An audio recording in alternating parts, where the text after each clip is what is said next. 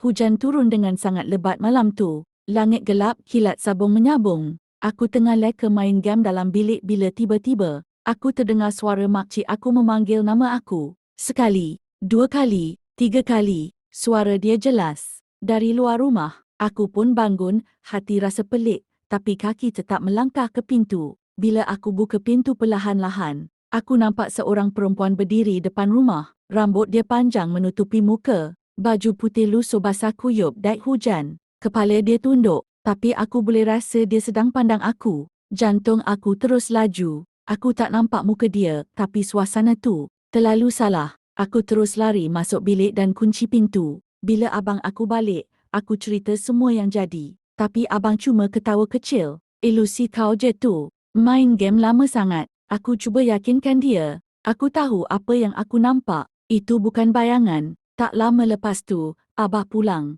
Aku cerita lagi sekali. Abah nampak serius sikit, tapi sebelum sempat dia jawab, tok tok tok, pintu diketuk lagi. Kali ni aku tak berani bangun. Badan aku rasa sejuk sampai ke tulang. Abang bangun dan buka pintu. Kali ni memang makcik aku yang berdiri di luar. Basah sebab hujan. Muka dia nampak letih. Abah pun ceritakan apa yang aku alami tadi. Muka makcik terus berubah pucat. Dia duduk perlahan dan berbisik, sekolah kamu ada main permainan kan? Permainan panggil benda. Aku terdiam. Memang betul. Tadi dekat sekolah ada budak main satu permainan. Mereka panggil nama sesuatu dalam gelap. 3 kali, konon nak uji berani. Aku tak ikut, tapi aku tengok. Makcik pegang tangan aku kuat. Benda tu suka menyamar suara orang terdekat. Kalau dia panggil dan kau jawab, dia ikut. Suasana rumah terus jadi berat. Tiba-tiba, tok tok tok. Pintu diketuk lagi, perlahan, sabar, dan suara dari luar, suara makcik, buka pintu, hujan ni.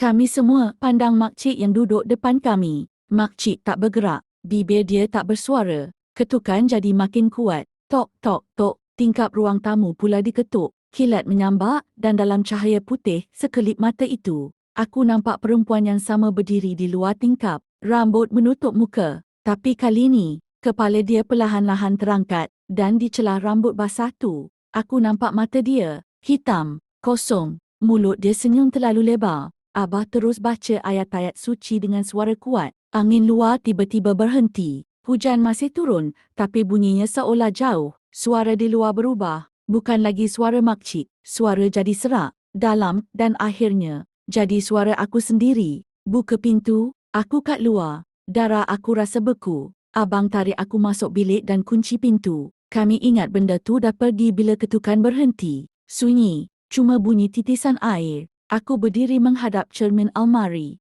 Nafas aku laju. Aku cuba tenangkan diri. Tapi dalam cermin, aku nampak sesuatu berdiri belakang aku. Perempuan tu, terlalu dekat.